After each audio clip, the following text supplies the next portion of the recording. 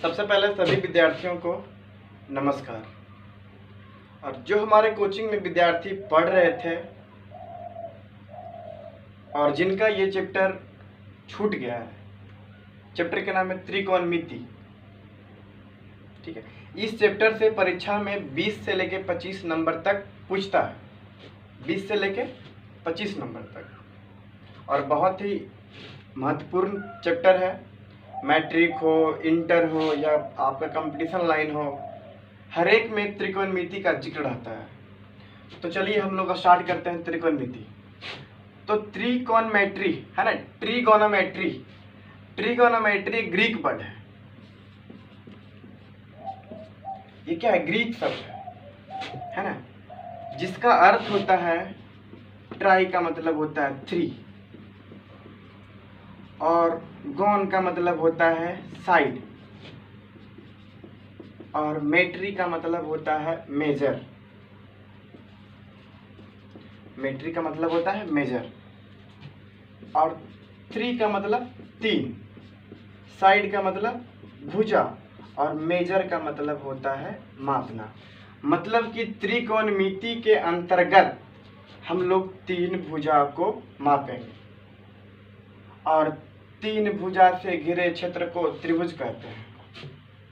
मतलब कि हम लोग त्रिकोणमिति में 3 भुजा को मापेंगे। जैसे कि इसमें ये कोई मकान है, ये कोई सड़क है, और यहाँ पे कोई व्यक्ति है, यहाँ पे कोई वस्तु को देख रहा है। ठीक है, तो जब वस्तु को देखेगा तो हमारे नेत्र और ये जो मकान है इसके बीच एक एंगल बनेगा। और जैसे कि ये हमको मकान की ऊंचाई पता है और कितना का कोण बना रहे हैं ये पता है, और हम लोग बिना मापे सड़क की चौड़ाई ज्ञात कर सकते हैं। या तो सड़क की चौड़ाई दिया हुआ है और कोई व्यक्ति नीचे है और ऊपर की ओर देख रहा है, और बिना मापे वो मकान, घर, इमारत की ऊंचाई ज्ञात कर सकता है सिर्फ त्रिकोणमिति के सहारे। इसमें भुजा को और कोण को दोनों का रोल सेम है, भुजा का रोल हो या कोण का रोल हो। और एक बात और, त्रिकोणमिति से हम लोग लंबवत ऊंचाई और लंबवत दूरी को ज्ञात कर सकते हैं। और जब लंबवत ऊंचाई ज्ञात हो, लंबवत दूरी ज्ञात हो, तो हम एंगल को भी ज्ञात कर सकते हैं। और त्रिकोणमिति में हमेशा हम लोग समकोण त्रिभुज को पढ़ते हैं। हमेशा त्रिभुज के अंतर्गत समकोण त्रिभुज। तो त्रिकोणमिति में हमेशा कौन सा त्रिभुज का प्रयोग होता है? तो समकोण त्रिभुज। समकोण त्रिभुज किसे कहते हैं? वैसा त्रिभुज जिसका एक कोण का मान 90 डिग्री हो, या वैसा त्रिभुज जिसका एक कोण समकोण के बराबर हो, 90 डिग्री के बराबर हो, उसे समकोण त्रिभुज कहते हैं। और ये इसका नामकरण कर देंगे ABC। और हम लोग जानते हैं कि ये जो त्रिभुज है, त्रिभुज में 3 भुजा और 3 कोण। तो समकोण त्रिभुज में, और ये जो हम लोग पढ़ रहे हैं समकोण त्रिभुज, ये पढ़ रहे हैं किसके अंतर्गत? त्रिकोणमिति के अंतर्गत। इसके अंतर्गत हम लोग जब पढ़ेंगे तो तीनों भुजा का नाम होता है। तीनों भुजा का नाम डिसाइड करता है ये हमारे द्वारा बनाया गया एंगल या कोण। एक कोण तो 90 डिग्री है, इसका मतलब हम लोग कोण कहाँ मान सकते हैं? या तो A पर या तो C पर, क्योंकि इसका वैल्यू हम लोग को पता है कितना है, 90 डिग्री है। अब हम कोण C को माना कोण C बराबर थीटा। जब थीटा माने तो थीटा के सामने वाली भुजा कहलाती है लंब यानी परपेंडिकुलर, और 90 डिग्री के सामने वाली भुजा कहलाती है कर्ण यानी हाइपोटेनस, और जो एक शेष बच गया वो हो गया आधार यानी बेस।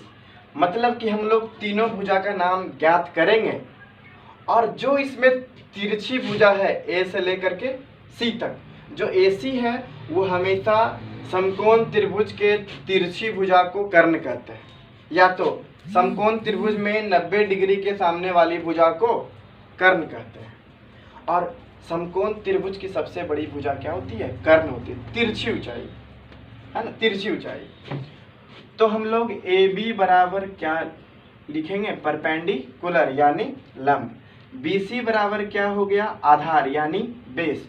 और AC बराबर हो गया हमारा कर्ण यानी हाइपोटेनस।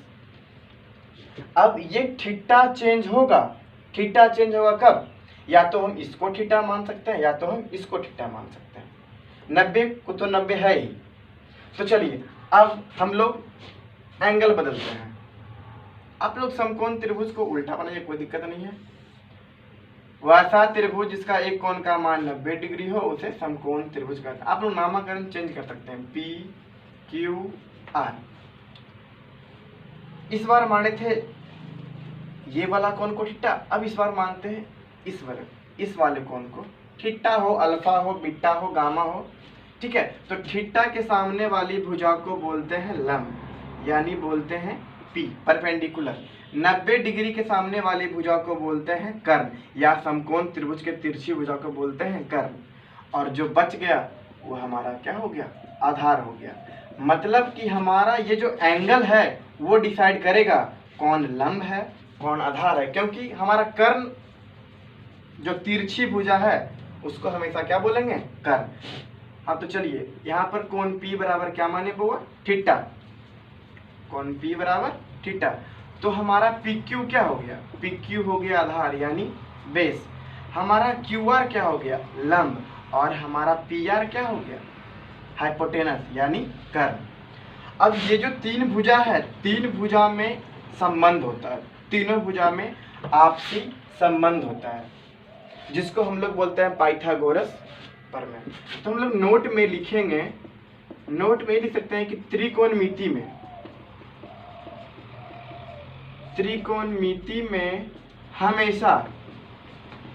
हमेशा समकोण त्रिभुज यानी राइट एंगल ट्रायंगल समकोण त्रिभुज का प्रयोग होता है, समकोण त्रिभुज का प्रयोग होता है। और चैप्टर का नाम से ही पता चलता है, त्रिकोणमिति मतलब तीन भुजा मापना। हम लोग को त्रिकोणमिति के अंतर्गत तीन भुजा को मापेंगे और तीन भुजा से घिरे क्षेत्र को त्रिभुज कहते हैं, और त्रिभुज के अंतर्गत सिर्फ समकोण त्रिभुज। और ये जो समकोण त्रिभुज है, तीनों भुजाओं में एक संबंध होता है जिसे हम पाइथागोरस प्रमेय कहते हैं। तो पाइथागोरस प्रमेय क्या है, इतना आप लोग सबसे पहले लिख लेंगे, ठीक है। उसके बाद अब चलते पाइथागोरस प्रमेय क्या है हमारा।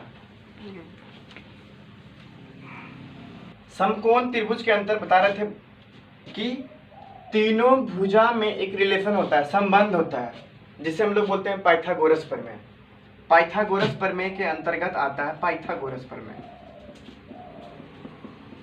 पाइथागोरस प्रमेय इसके अंतर्गत आता है कि कर्ण का स्क्वायर, कर्ण का जो लंबाई है उसका स्क्वायर अन्य दो भुजाओं के स्क्वायर के योगफल के बराबर होता है, यानी कर्ण स्क्वायर बराबर लंब स्क्वायर प्लस आधार स्क्वायर।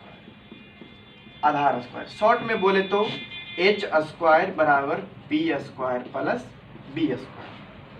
यानी जो कर्ण का स्क्वायर होता है, कर्ण का जो वर्ग होता है, वो अन्य दो भुजाओं के वर्गों के योगफल के बराबर होता है, सिर्फ समकोण त्रिभुज में, सिर्फ समकोण त्रिभुज में। तो ये जो कर्ण पे जो स्क्वायर है, स्क्वायर हटाएंगे तो उधर जाकर बनेगा अंडर रूट, और अंडर रूट का मतलब होता है कोई भी चीज पे पावर 1/2, यानी h बराबर हो गया under root P square plus B square.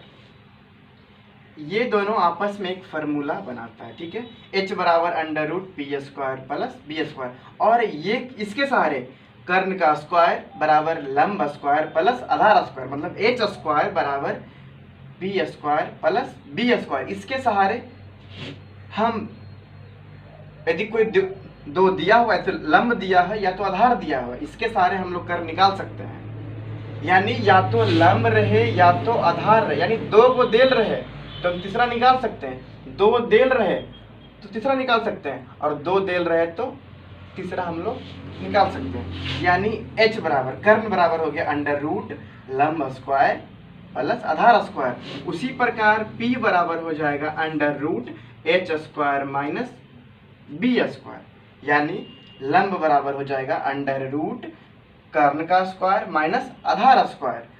और इसी प्रकार एक और आएगा b बराबर, यानी आधार बराबर under root h square minus P square.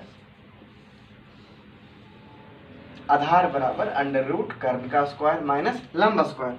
कहने का मतलब यदि हम ये याद कर लेते हैं, कर्ण स्क्वायर बराबर लंब स्क्वायर प्लस आधार स्क्वायर, तो ये फॉर्मूला के सहारे हम लोग एग्जाम में कभी कभी आता है ना। कोई 2 दिया रहेगा और तीसरा निकालने के लिए बोलेगा, यानी कि लंब आधार दिया रहेगा तो कर्ण पूछेगा, कर्ण आधार दिया रहेगा तो लंब पूछेगा, और लंब और कर्ण दिया रहेगा तो आधार पूछेगा। और उसके लिए ये तीनों फार्मूला है, बहुत ही महत्वपूर्ण है। यानी h बराबर under root P square plus B square, p बराबर under root H square minus B square, और b बराबर under root H square minus P square. तो आप लोग इतना पढ़ लीजिएगा, याद कर लीजिएगा, ठीक है। आज के लिए इतना ही, धन्यवाद।